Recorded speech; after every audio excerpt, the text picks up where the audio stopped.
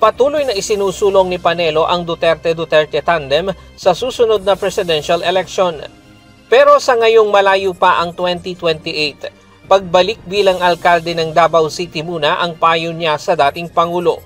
Anya kundi naman tumakbo ang dating Pangulo sa national position bilang katambal ni VP Sara, si Senator Robin Padilla ang itutulak niya na maging vice presidente nito.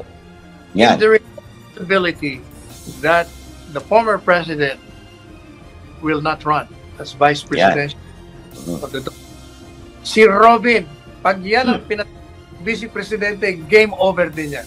Ryan Lacanlale, UNTV News and Rescue. Diyos ang aming sandigan, serbisyo publiko ang aming... Alam mo kung bakit na naintindihan ko to si Panelo kung bakit si Robin ang gusto niya na maging vice president, just in case po.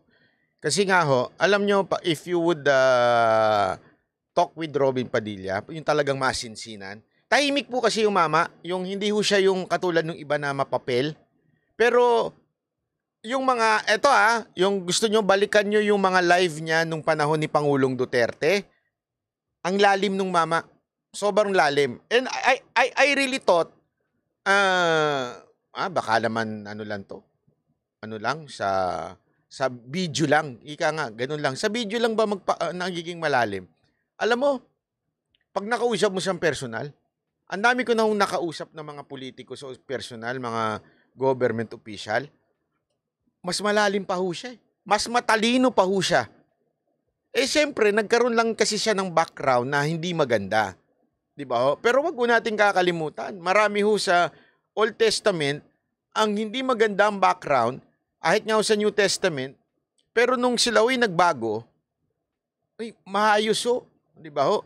Ito wala akong biro ito Ulitin ko bakit ko ito kino-quote? Kasi naniniwala ko, the greatest teacher of all in the history ay walang iba kundi ang Old Testament and the New Testament, o ang Biblia. Bakit to?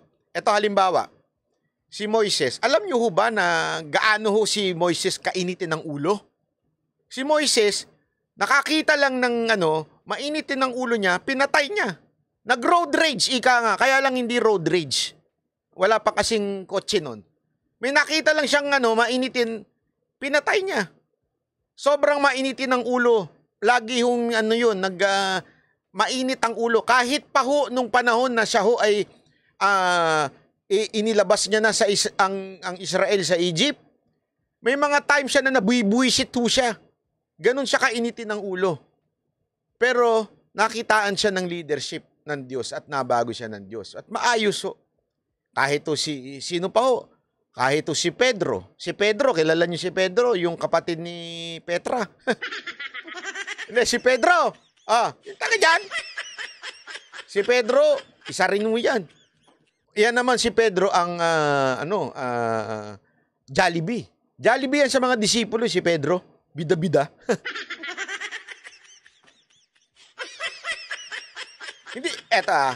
Hindi nyo ba mapansin, bakit ganoon ang ginagawa ng Diyos?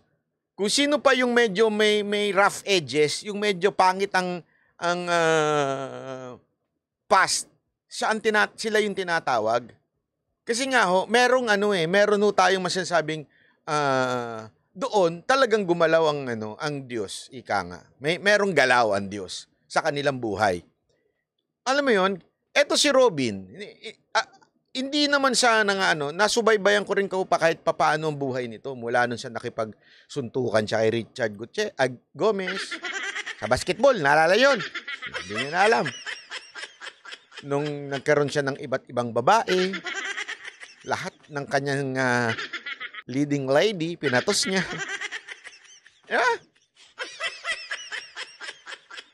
Yung pagiging niya, basag ulo, nandun yun Pero nakita mo naman na binago ho siya. Binago ho. Kaya nga, nung ngayon, makikita mo pag kinausap mo, ilang beses ko nung nakausap kasi yan, yung alam mo yun, na talagang, itong maman to, meron to. Malalim tong maman to. Tsaka may prinsipyo itong maman to. Diba? Nung nakulong, actually, malamang, marami ho siyang natutunan nung nakulong siya. Alam mo, maraming ganyan eh. Yung mga nakukulong tapos maraming natututunan. Marami rin naman nga nagiging gago lalo. Pero maraming na ano. O yan, si Isko. Correct, tama. Di ba? Si Isko, isa pa ho yan. Di ba? Na dati ring, hindi naman maganda ang buhay niya dati. Basagulod din siguro yan. Tsaka siba, sinasabi nga noon na kesyo kung ano nung ginagawa niyan dati. Pero nakita nyo naman, yung pagbabagong, kasi kung nagpatuloy yung kagaguhan niya, hindi niya magagawa yung mga ginagawa niya no, sa Maynila. Makikita mo. O, sabi nito isa, Sara Robin, exciting na tambalan. Naku, gusto ko yan. Gusto ko yan.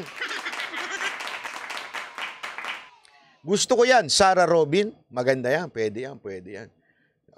Tama ba, Sara Robin? Oo. Hindi ba, not by. Magkano ba binayad siya ni Tulpo?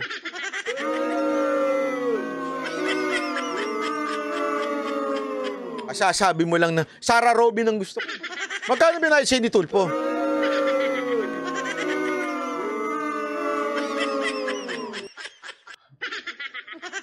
Wala talaga.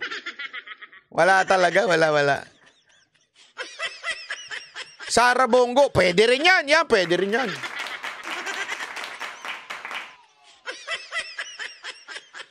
Hindi, totoo naman eh. Yan, si Senator Bongo. Yan ang masasabi kong lahat. Kasi tandaan nyo, kanang kamayan ni Pangulong Duterte bilang mayor. Eto nga sinasabi ko sa inyo eh. Kahit itanong nyo sa kahit sino mang opisyal ng gobyernong to, kahit sino mga mayor, congressman, gobernador, itanong ninyo, sino ang gumagalaw nung panahon ni Pangulong Duterte bilang mayor at bilang presidente. Hindi magiging successful si Pangulong. Eto, convince ako dito. With all of my heart, my palm, and my mind. Okay? Eto sigurado ako. Without Senator Bongo, hindi magiging successful si Pangulong Duterte. Kaya ako, kumbinsido ako dun eh. Kaya di ba, gusto kong tumakbo ng presidente yung si Senator Bongo. Lahat alam niyan eh. At hindi, yan yung tipo ng taong opisyal na serbisyo talaga una niyan. Wala pang pumalya yan. As in, hindi ko na lang maisa-isa dito, pero walang pumalya yan na inilapit natin na hindi nila finalo up. Talagang bawat isang inilapit natin, inilapit ko lang. Oh, Senator, ito yung may nagpaparating ng kanilang mensahe sa inyo. Bahala na kayo, wala naman ako magagawa dyan. Oh, magbasa. Alam mo, malalaman ko lang talaga. Ipapollow up na nila. Talagang tatawagan na nila. So, hanggang hindi natutulungan, naku po, maniwala ako kay sa akin. Hindi yun tatantanan. Parang Mike Enrique. Hindi kay tatantanan. Hindi, totoo. Walang biro ho. Ito, kahit tanong nyo sa mga moderator natin dito, di ba? Tama ba mga moderator? Merong isang humingi ng tulong, ipinasa ko lang. Agad-agad, inayos. Hindi ko kinulit yun ha. Hindi ko yun. Senator Bongo, follower nyo to. Senator Bongo, isa ito sa mga moderator ko. Wala akong ganun. Hindi, promise, wala po akong ganun ha. Sinabi ko lang, Senator, may nagpapadating sa'yo ng balita. Balita. Nang hingi ng tulong. Ipinasa ko. Ganun lang. Iba kasi yun. Ako, sa totoo lang ha, mawala na lahat ng ibang yan. Basta wag lang mawala si Senator Bongo, kampante ko. Walang biro, kampante ko. Pag yan kumilos at gumalaw, alam mo perfect combination? Bongo tsaka si Isko eh. Pag yan dalawa pinagsama mo, alak ko po ang bilis ng asenso ng bayan nato. Pareho mabilis kumilos yung dalawang yun eh. Ay nako, wala akong biro. Ako, banat by for Senate. Wag na. Maniwala ko kayo pag ako naging senador. Mapapaya po talaga sa akin yung mga... Wag na ho. Sigurado marami magagalit sa akin pag naging senador ako. Marami talaga tayong aawayin doon. Baka mailang beses ako mapatawag ng Senate President. Banat bay naman. Medyo kasamahan mo yan, galang-galangin mo naman.